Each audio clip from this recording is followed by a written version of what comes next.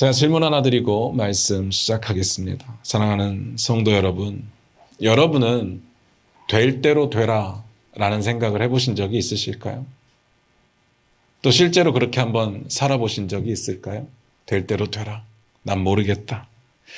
화가 나서든지 억울한 일을 겪어서든지 아니면 대응할 힘조차 없어서든지 그런 식으로 포기하고 될 대로 되라 해보신 적이 있느냐라는 질문입니다.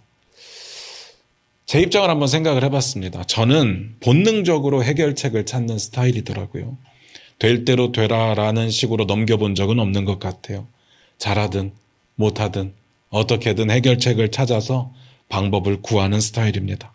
저는 그렇게 생각합니다. 내 인생인데요.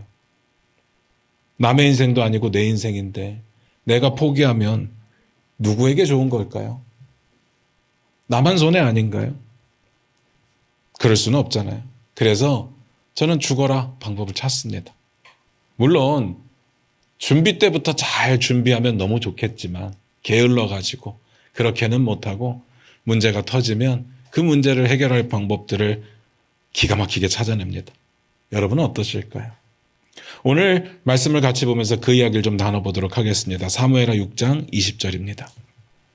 같이 읽겠습니다. 시작. 다윗이 자기의 가족에게 축복하러 돌아오매 사울의 딸 미갈이 나와서 다윗을 맞으며 이르되 이스라엘 왕이 오늘 어떻게 영화로우신지 방탕한 자가 염치 없이 자기의 몸을 드러내는 것처럼 오늘 그의 신복의 계집종의 눈앞에서 몸을 드러내셨도다 하니. 오늘 말씀이 이렇게 시작을 했습니다. 다윗이 자기의 가족에게 축복하러 돌아왔대요. 딱 요 구절만 보면 가슴이 좀 따뜻해집니다. 와, 다윗이라고 하는 사람이 왕으로서도 대단한 사람이지만 가정에서도 충실한 사람이구나 라는 생각이 들죠. 그리고 그 다음 어떻게 연결될지 우리는 너무나도 잘 알잖아요. 다윗의 아내 미갈이 지금 이 분위기에 초를 칠 겁니다. 다윗을 향해서 업신여기는 말과 행동을 할 거예요. 그러면서 드는 생각이 이겁니다. 한 나라의 왕이면 뭐예요? 가족에게 인정받지 못하는데, 존중받지 못하는데, 집에서 새는 바가지 바깥에서도 샌다고 사람이 가정에서 존중받지 못하면 바깥에서 어깨를 피고 다니기가 쉽지 않거든요. 이런 다윗을 보면서 측은한 마음까지 듭니다. 아, 정말 열심히 사는 사람이고 정말 하나님 최선을 다해서 섬기는 사람인데 가정에서도 인정받지 못하는구나. 사실 생각해보면 우리는 미갈에 대해서 너무나도 안 좋은 이야기들 많이 들어왔습니다. 설교 중에. 그래서 방금처럼 생각하게 되는 것 같아요. 다윗이 불쌍하다. 저 역시도 미갈에 대해서 부정적인 선입견이 분명히 있었습니다. 그런데 오늘 설교를 준비하면서 좀 다른 생각을 해봤어요. 미갈이 왜 이렇게까지 할까? 왜 이렇게까지 할까? 다윗이 지금 기분이 너무 좋은 것 같은데, 너무 은혜가 충만한 것 같은데 굳이 지금 초를 쳤어야 될까? 오해는 없으시기 바랍니다. 다윗을 업신여기는 이런 행위를 제가 정당화하려고 말씀드리는 건 아니에요. 다만 그럴 수밖에 없는 이유가 있으면 어떡하지? 라는 생각이 들었다라는 겁니다. 요즘 사람과의 관계 가운데 제가 가장 자주 쓰는 말이 있습니다. 그게 뭔가 하면 그럴 수 있지. 사람들마다 다 그럴 만한 이유가 있지 않겠습니까? 저를 힘들게 하는 말이나 행동이나 제가 다 이해가 된다는 이야기는 아니에요. 도저히 이해가 안 되죠. 근데 어떻게든 이해를 해보려고 스스로에게 계속 되뇌이는 겁니다. 그럴 수 있지. 그럴 만한 사정이 있겠지. 그래서 미갈에 대해서도 한번 고민을 해봤어요. 미갈에 대해서 아주 깊이 다룰 수는 없겠지만 미갈이 왜 이랬을까? 요 정도는 봤으면 좋겠어요. 너무 무겁지 않게 조금은 가볍게 미갈에 대해서 좀 보고자 합니다. 하나하나 성경이 말하는 미갈의 스토리를 좀 여러분과 나눠볼까 합니다. 일단 다윗이 미갈과 결혼하는 장면부터 볼게요. 여러분 어떻게 결혼했는지 다 아시잖아요. 사울이요. 다윗을 죽이고 싶어 합니다. 근데 대놓고 죽일 수가 없으니까 방법을 고민하다가 다윗에게 제안을 한 거예요. 블레셋 사람의 포피 100개 가지고 오면 내가 내 딸을 너에게 줄게. 이건 한번 찾아서 읽어보겠습니다. 사무엘상 18장 25절입니다. 화면 보시면서 같이 읽겠습니다. 시작. 사울이 이르되 너희는 다윗에게 이같이 말하기를 왕이 아무것도 원하지 아니하고 다만 왕의 원수의 보복으로 블레셋 사람들의 포피 100개를 원하신다 하라 하였으니 이는 사울의 생각에 다윗을 블레셋 사람들의 손에 죽게 하리라 함이라. 사울의 생각에 뭔 생각이 있었다고요? 블레셋 사람들의 손에 다윗이 죽었으면 좋겠다라는 마음이 있었다고요. 어떤 느낌인지 아시겠죠? 다윗을 진짜 죽이고 싶어 했습니다. 그래서 불가능해 보이는 제안을 한 거예요. 참 못됐죠. 근데 다윗의 반응은 뭐였습니까? 그 다음 구절도 한번 읽어볼까요? 사무엘상 18장 26절입니다. 같이 읽겠습니다. 시작. 사울의 신하들이 이 말을 다윗에게 아뢰매 다윗이 왕의 사위 되는 것을 좋게 여김으로 결혼할 날이 차기 전에 다윗이 뭐라고요? 좋게 여겼대요. 뭘 좋게 여겼어요? 사울 왕의 사위가 되는 걸 좋게 여겼대요. 성경에 그렇게 나옵니다. 그래서 다윗이 위험을 무릅씁니다. 부하 몇 명을 데리고 블레셋 적진 안으로 들어가요. 그래서 블레셋 사람들을 죽이고 포피 100개 아니라 200개를 가지고 옵니다. 그래서 결혼을 하죠. 너무나도 유명한 스토리입니다. 다 아는 스토리예요. 그런데 여러분 그런 생각 해보셨습니까? 이 유명한 스토리를 우리는 러브 스토리라고 부르지 않는다라는 거. 한번 생각해 보셨을까요? 다윗의 결혼을 하는 이 스토리가 엄청난 스토리인데 왜 이걸 러브 스토리라고 부르지 않을까? 우리는 이 스토리를 볼 때마다 항상 사울이 악하다, 다윗은 용기가 있다 이렇게 봤거든요. 왜 그랬을까요? 생각해 보면 그 안에 사랑이 없기 때문에 그래요. 그래서 러브 스토리라고 부를 수가 없는 거예요. 그래서 이런 고민이 되는 겁니다. 정작 당사자인 미갈의 마음은 어땠을까? 라는 거죠. 사울이 이런 장꾀를 내게 된 이유가 성경에 나오는데 조금만 거슬러 올라가서 18장 20절에 나옵니다. 사무엘상 18장 20절입니다. 같이 한번 읽어보겠습니다. 시작. 사울의 딸 미갈이 다윗을 사랑하며 어떤 사람이 사울에게 알린지라 사울이 그 일을 좋게 여겨. 사울의 딸 미갈이 다윗을 사랑했대요. 그리고 사울이 그걸 좋게 여겼답니다. 근데 뭘 좋게 여겨요? 딸의 사랑에 대해서? 아니면 딸이 결혼해서 이루게 될 가정에 대해서?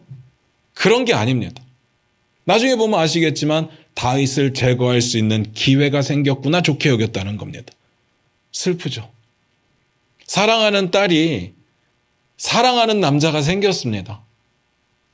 근데 아버지가 그 사랑하는 남자를 죽일 수 있는 기회로 삼았다라는 거예요.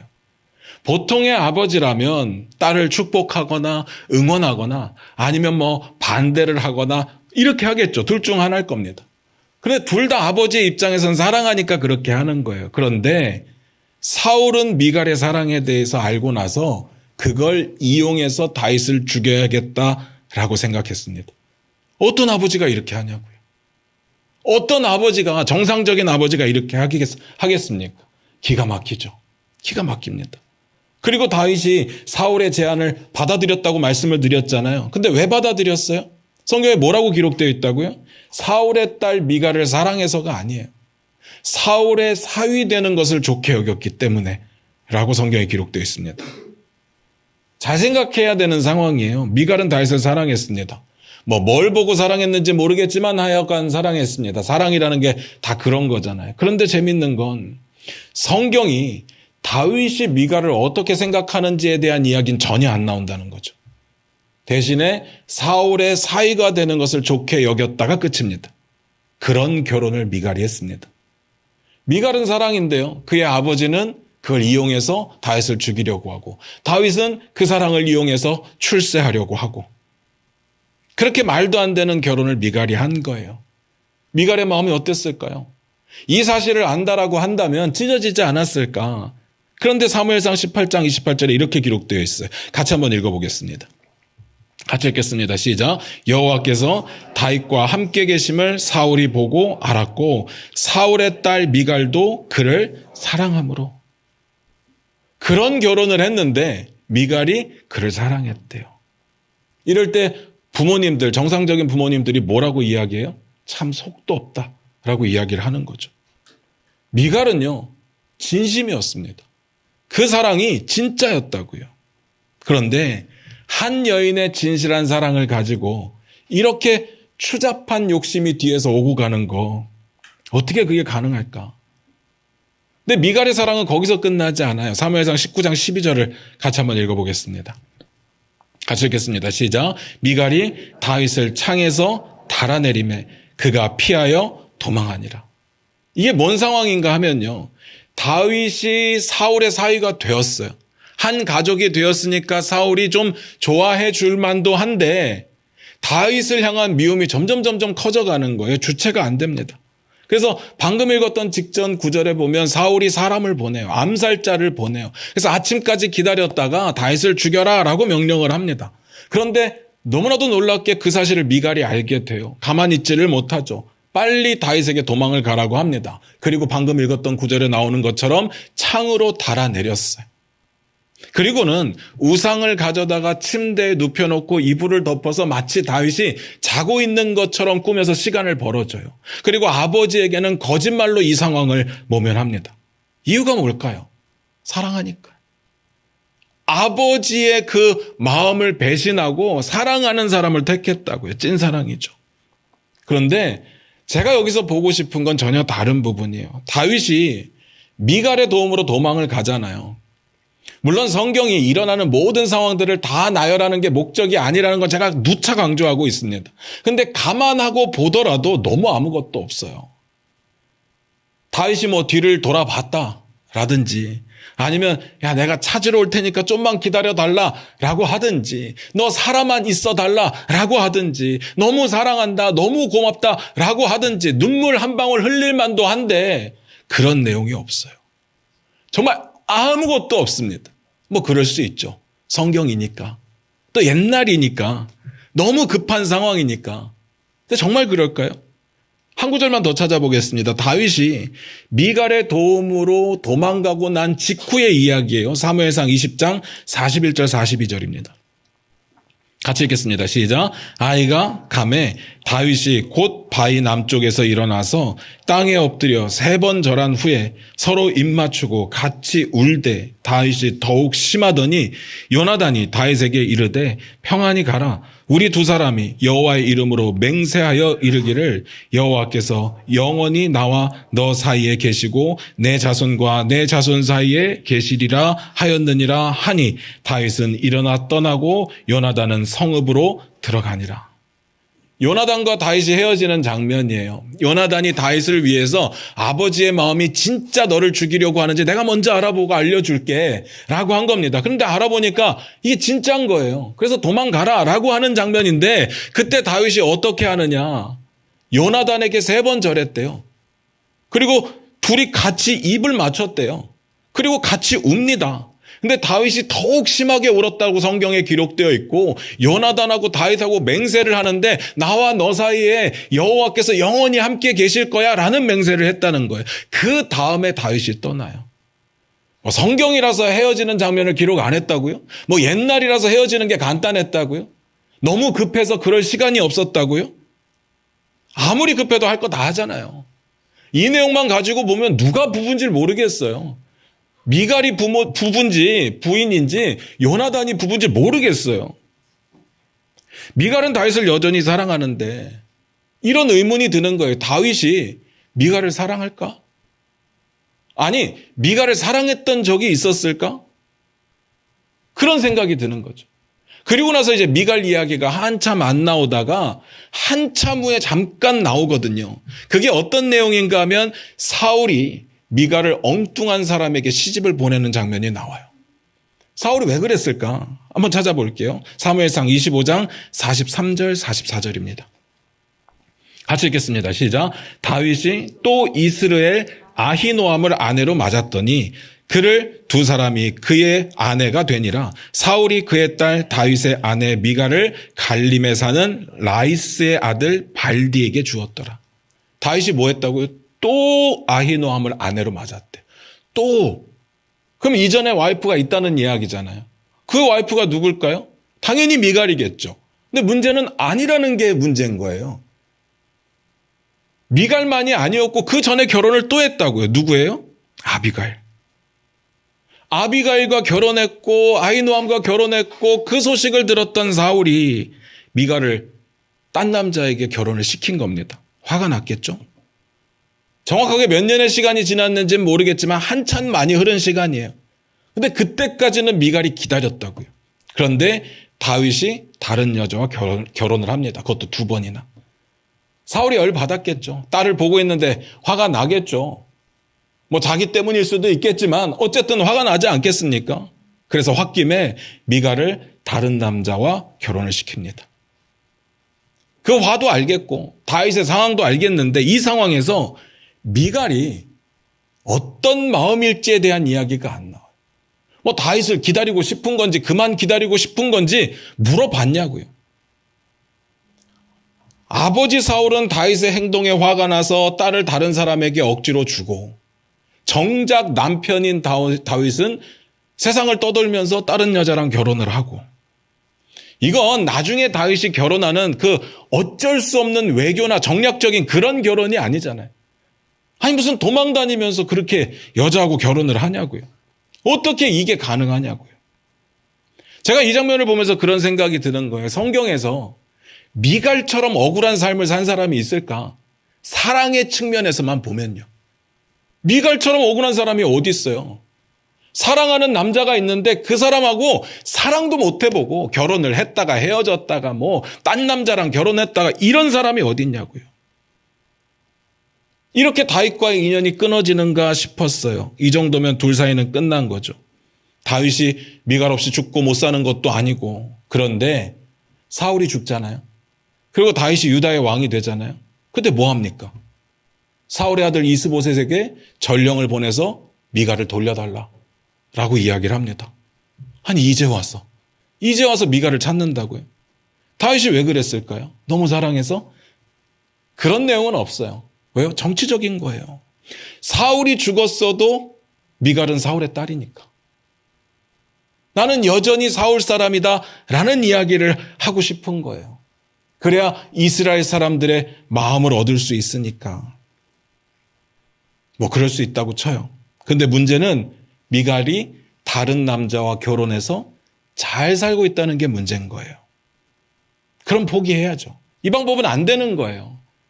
만약에 미갈이 결혼 안 하고 기다리고 있었다면 그냥 간단해요. 다시 만나면 돼요. 그런데 다른 남자를 만나서 잘 살고 있습니다. 성경이 뭐라고 표현했다고요? 사무엘하 3장 15절입니다. 같이 한번 읽어볼게요. 시작. 이스보셋이 사람을 보내 그의 남편 라이스의 아들 발디엘에게서 그를 빼앗아 왔대. 이 방법밖에는 없는 거예요. 빼앗아 올 수밖에 없는 거예요. 물론 다윗이 빼앗은 건 아니에요. 그런데 이스보셋에게 이야기를 하고 달라고 했기 때문에 이스보셋 입장에선 다윗 눈치를 볼 수밖에 없는 거거든요. 다윗이 직접 빼앗은 건 아니지만 결국은 다윗이 빼앗은 거예요. 이 상황이 똑같은 질문이에요. 미갈이 돌아가고 싶은지 물어봤냐고요. 지금 사는 남자가 지긋지긋하니까 옛날 남자 만나서 살고 싶다 그런 이야기를 했냐고요. 사무엘하 3장 16절입니다. 우리 같이 한번 읽어보겠습니다. 같이 읽겠습니다. 시작. 그의 남편이 그와 함께 오되 울며 바후림까지 따라왔더니 아브넬이 그에게 돌아가라 하매 돌아가니라. 미갈의 남편이요. 함께 와요. 울면서 따라와요. 여러분 부부의 관계가 어땠을지 어느 정도 짐작이 가지 않습니까? 애절해요. 애절하잖아요. 이런데 돌아가고 싶었을까요? 근데 제가 미갈에 대한 이야기를 쭉 찾아보다가 어느 순간부터 미갈의 감정에 대한 이야기가 없는 거예요.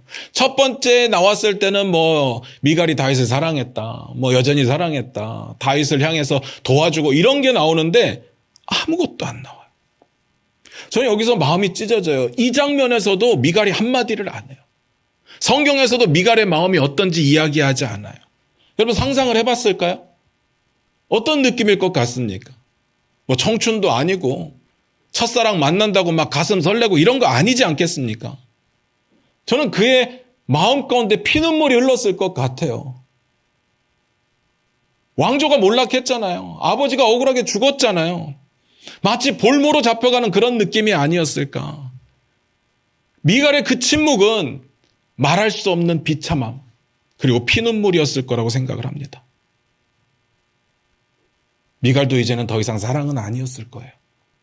가정을 잃게 되잖아요.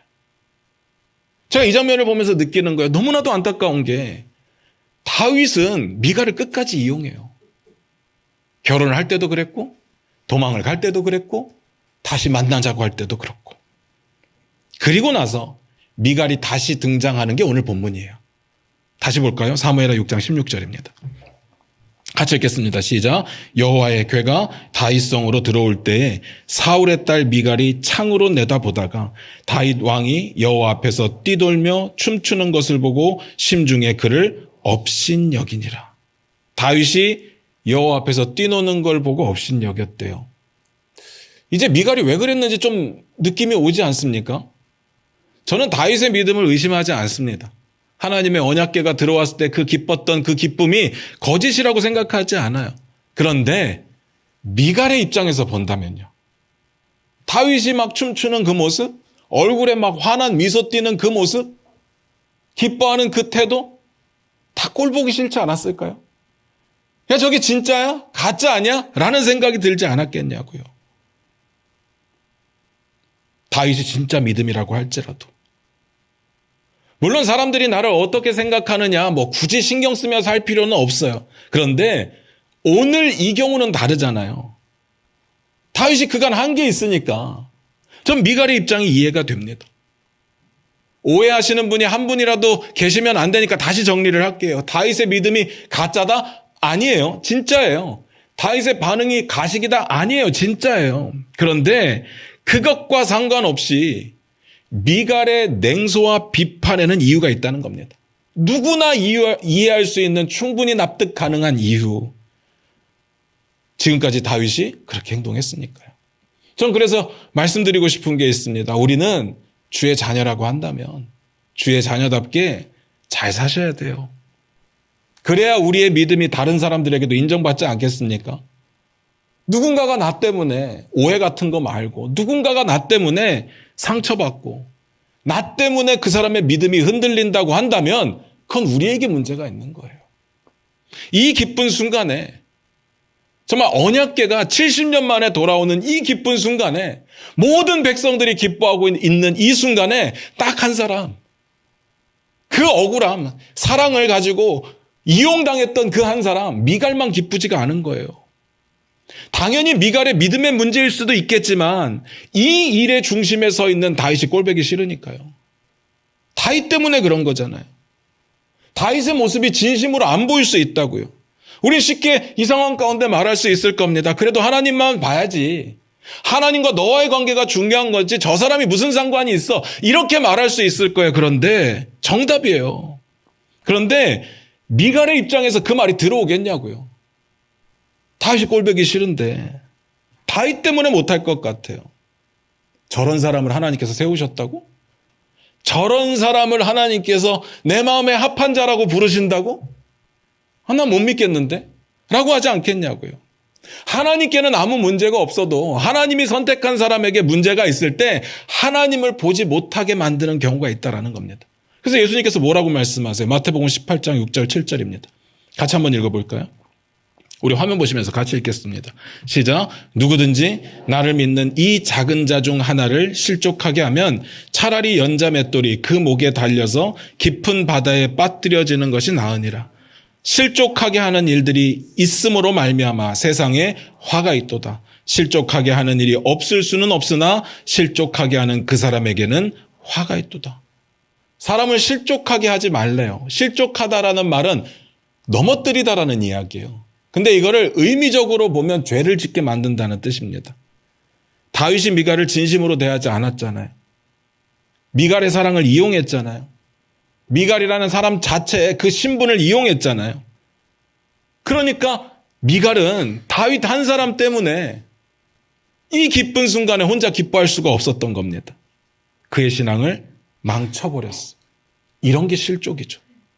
이제 미갈이 왜 그랬는지 아시겠습니까? 오늘 본문을 다시 볼까요? 사무엘하 6장 20절입니다.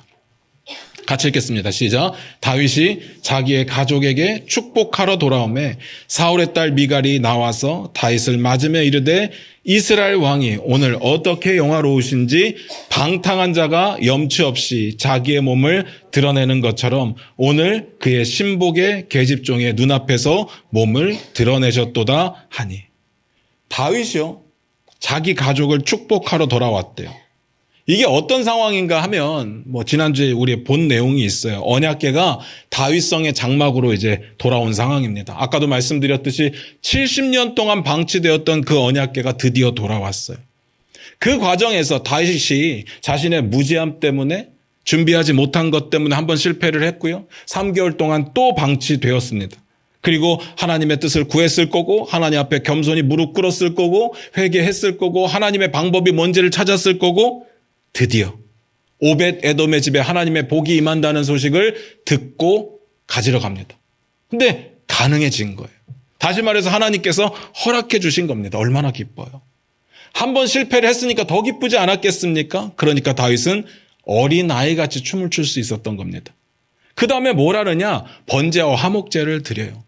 번제는 하나님께 영광 돌리고 하나님의 주인 되심을 인정하는 제사니까 당연하고요. 중요한 건 여기서 화목제거든요. 아까 말씀드렸던 대로 언약궤를 가지고 오지 못한 이유가 있었겠죠. 그래서 그 부분에 대해서 하나님께서 허락을 하셨으니까 그 하나님과의 관계가 회복되었으며 화목제를 드리는 거예요. 그런데 여러분 기억나십니까? 하나님 앞에 드리는 제사 중에 유일하게 그 제물을 백성들과 나눠 먹을 수 있었던 제사, 그게 화목제거든요. 왜 그런 제사를 드린다고요? 화목제물을 나눠 먹으면서 서로 화목하는 거예요. 상처받은 거 있으면 털어버리고 상처 준 거 있으면 용서를 구하고 서로 화목하게 만드는 제사가 화목제거든요. 다윗이 언약궤를 가지고 오는 것으로 깨어졌던 이스라엘과 유다의 관계가 이제 끝났음을, 이제 하나의 나라가 되었음을 선포하는 거예요. 모두가 다 하나님의 백성임을 선포하는 겁니다. 그래서 화목제를 드려요. 그리고 화목제를 끝나고 나서 어떻게 하느냐? 18절 19절을 같이 한번 봅니다. 사무엘하 6장 18절 19절입니다.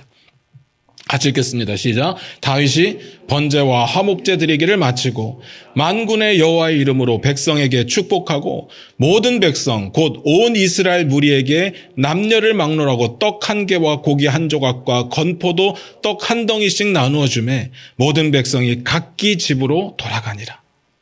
여러분 이 상황 한번 생각해 보세요. 언약궤가 돌아왔고 화목제를 드려서 너무 기쁘고 그 다음에 이제 다윗이 왕으로서 백성을 축복하고 모든 백성들에게 고기를 나눠주는 거예요.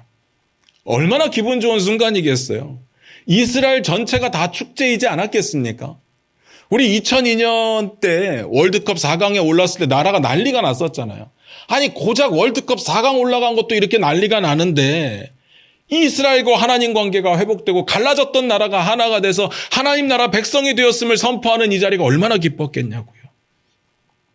깨어졌던 이스라엘과 유다의 벽이 허물어지고 이제 한 나라가 됐어요. 이제 전쟁은 의미가 없어요. 다윗이 너무 잘해서 이방 민족들도 다 다스리고 다 정리가 끝난 상황입니다. 그 기쁨을 마음에 새기고 하나님께서 허락하신 그 고기를 가지고 집으로 돌아가는 그 마음 어땠을까? 너무 행복하지 않았겠습니까? 집에 가서 뭐 하겠어요? 하나님이 주신 복을 나누는 일을 하겠죠. 서로 축복하면서. 다윗도 예외는 아니었습니다. 하나님의 그 은혜, 하나님이 허락하신 그 놀라운 사랑, 그것을 가지고 집에 가서 내 가족을 축복하고 싶었던 거예요.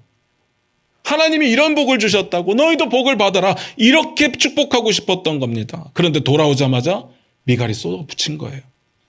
뭐라고 했다고요? 다시 한번 읽어볼까요? 사무엘하 6장 20절입니다. 같이 읽겠습니다. 시작. 다윗이 자기의 가족에게 축복하러 돌아오매 사울의 딸 미갈이 나와서 다윗을 맞으며 이르되 이스라엘 왕이 오늘 어떻게 영화로우신지 방탕한 자가 염치 없이 자기의 몸을 드러내는 것처럼 오늘 그의 신복의 계집종의 눈앞에서 몸을 드러내셨도다.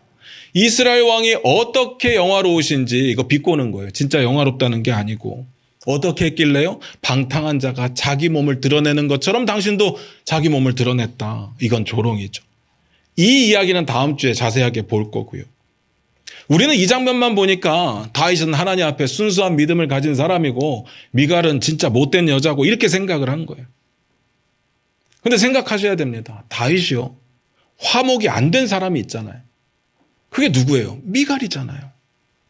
예수님께서 뭐라고 말씀하셨어요? 마태복음 5장 24절입니다. 우리 화면 보시면서 같이 읽을게요. 같이 읽겠습니다. 시작. 예물을 제단 앞에 두고 먼저 가서 형제와 화목하고 그 후에 와서 예물을 드리라. 아마 예수님이 먼저 계셨으면 이 말의 의미를 뼈저리게 새겼을 겁니다. 오늘 본문을 보면서 그런 생각이 들었어요. 이거부터 먼저 말씀을 드릴게요. 보통 우리가 수련회 가서 은혜를 받고 집에 돌아왔는데 집구석은 하나도 변한 게 없어요. 상처가 되죠. 선교를 가서 은혜를 막 엄청 받았는데 직장에 돌아갔더니 여전히 나를 괴롭히는 또라이들은 또라이 짓을 해요. 마음에 상처가 있다고요. 평소에도 늘 경험해 왔던 일이지만 은혜 받고 나니까 더 크게 다가올 수도 있다고요. 물론 뭐 사람에 따라서 은혜 받았으니까 이 정도는 이겨내야지 하는 사람도 있겠지만 또 사람에 따라서는 은혜를 받았음에도 불구하고 환경이 바뀌지 않으니까 무너져 버리는 사람도 있다고요. 그래서 저는 뭐 선교 마지막 날, 수련회 마지막 날 항상 똑같은 이야기를 합니다. 여러분이 이곳에서 은혜 많이 받으셨을 겁니다. 그런데 여러분만 변하셨어요. 세상은 하나도 안 변했습니다. 그러니까 세상이 여전히 똑같을 거고 거기에 놀라지 마시기를 바랍니다. 라고 말하거든요. 이게 첫 번째 드리고 싶은 이야기예요. 다윗이 은혜 엄청 받았잖아요. 하나님이 언약궤를 허락하셨으니까 얼마나 기뻤습니까? 그런데 변한 건 아무도 없어요. 자기밖에 없는 거예요. 자기만 기쁜 거예요. 상처받은 미갈은 여전히 상처 가운데 있는 거예요. 변한 게 없다고요. 두 번째, 이것도 기억하셨으면 좋겠어요. 이런 상황이 꼭 그들이 악하기 때문일까요? 그들은 세상 사람들이기 때문일까요? 이런 거 고민해 보신 적이 있을까요? 우리의 믿음이 믿지 않는 누군가에게는 폭력이 되었던 적이 없을까? 우리는 예수의 이름으로 누군가에게 상처 주었던 적은 없었을까? 고민해 보셔야 됩니다.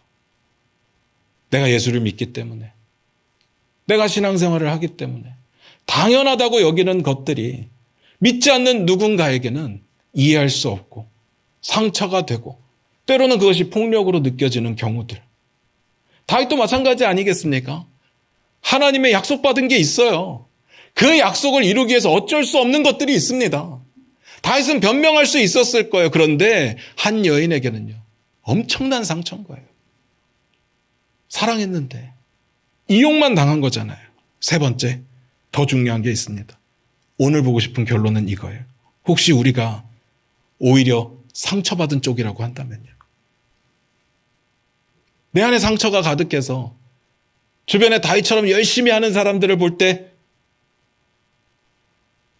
정상적으로 보이지 않는 경우들 있지 않습니까? 저 사람 저 믿음 가짜야. 저 가식이야. 아 진짜 재수없어. 상처를 받은 사람들은요, 피해자들이에요. 상처받은 게 잘못은 아니에요. 다만 그 상처로 인해서 미갈처럼 말하고 미갈처럼 행동하고 미갈처럼 생각하고 있다면 너무 마음 아픈 일이지만, 이해가 다 되는 일이지만 저 너무 불쌍한 거예요. 너무 불쌍하잖아요. 어쩔 수 없다라고 말하기엔 너무 소모적이라는 이야기입니다. 내 인생인데. 모든 사람이 나를 괴롭힌다고 생각하고 또 나를 특정하게 괴롭히는 그 사람이 악하다고 생각하면서 그 사람 죽을 때까지는, 그 사람 망할 때까지는 내 인생도 변하는 게 없다라고 생각을 한다면 내가 아프다고요. 딴 사람이 아픈 게 아니라 내가 아프다고요. 전 그렇게 생각합니다. 내 인생인데 누구에게서 해답을 찾는 거예요? 누구에게서 보상을 원하는 거예요? 여러분이 살고 있는 여러분의 인생은요, 하나님께서 여러분 각자에게 주신 어느 누구에게도 주시지 않은 여러분에게만 주신 여러분의 인생이거든요. 전 늘 말씀드려요. 내 귀한 인생, 하나님이 허락하신 정말 하나밖에 없는 내 인생을 누구 때문에 소모하고 싶지 않아요. 하나님이 허락하신 이 귀한 인생을 누구 탓하면서 안타깝게 버리고 싶지 않다고요. 하나님이 나에게 허락하신 내 인생인데. 오늘 이야기의 끝이 어떻게 되는지 아시나요? 사무엘하 6장 23절입니다. 같이 한번 읽어볼게요. 시작. 그러므로 사울의 딸 미갈이 죽는 날까지 그에게 자식이 없으니라. 미갈의 조롱을 받고 다윗이 어떻게 반응했는지는 다음 주에 보고요. 결과론적인 이야기만 드릴게요. 사울의 딸 미갈이 죽는 날까지 자식이 없었대요. 우리가 보통 이걸 들으면 어떤 생각이 드는가 하면요. 미갈이 저 입 잘못 놀려가지고 하나님이 그 태를 막으셨구나. 엄청난 저주를 퍼부으셨구나 라는 생각이 들어요. 그런데 생각해보면 하나님의 초월적인 간섭이 아니라고 할지라도 미갈이 다윗에게 이렇게 했다면, 가장 기쁜 순간에, 가장 행복한 순간에 이렇게 초를 쳤다면, 아니 와이프가 한 명도 아니고 여러 명 있는데 이제 미갈하고는 끝 아니겠습니까? 회복될 수가 없는 거죠. 그러면 자녀가 있을 수가 없는 거예요. 지금 이 시대에서 정목하시면 안 됩니다. 아니 저렇게 하는 남편을 어떻게 받아들여 줍니까? 저런 남편하고 어떻게 부부관계가 가능합니까? 당연히 애를 가지면 안 되죠 라고 말할 수 있어요. 그런데 고대 근동사회는 그런 상황이 아닙니다. 여인에게 자녀가 없다는 이야기는요, 정말 아무것도 남는 게 없다라는 이야기예요. 자녀가 없어서 울었던 여인들이 성경에 엄청 많이 나오잖아요. 사무엘의 어머니, 요셉의 어머니, 자식이 없어서 너무 슬퍼하는 이야기들이 나오잖아요. 미갈은요, 그렇게 인생을 마감해요. 사랑하는 성도 여러분, 여러분들께 부탁드리고 싶은 게 있습니다. 우리의 믿음이 누군가에게 폭력이 되어서는 안 돼요. 이건 진짜 조심하셔야 되고요. 정반대로 나에게 상처 준 누구 때문에, 그게 뭐 교회 장로님, 권사님, 뭐 선생님, 뭐 찬양팀, 그 누구 때문에 내 인생을 소모하지 마시길 바라요. 여러분이 살아가고 있는 여러분의 인생은 하나님께서 특별히 여러분에게 주신 귀한 인생입니다. 그래서 내 삶 가운데 하나님의 역사를 기대하셔도 좋아요. 내가 어디에 있든지, 뭘 하는 사람이든지, 어떤 상황에 처해 있든지 하나님께서는 나를 통해 하시고 싶은 일이 있으신 거예요. 크고 작고 그건 우리 기준이고요. 하나님이 우리에게 맡겼다면 하나님은 소중한 하나님의 일을 맡기신 거고, 그것을 통해서 하나님이 바라시는 게 있다라는 이야기죠.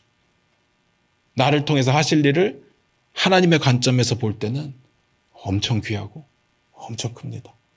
그러니까 제발 여러분의 인생을 누구 때문에 소모하지 마시기를 주님의 이름으로 부탁드립니다. 기도하겠습니다.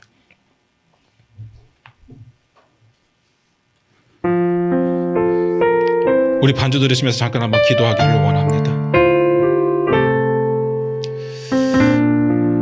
사람과의 관계를 한번 생각해 보시길 바라요.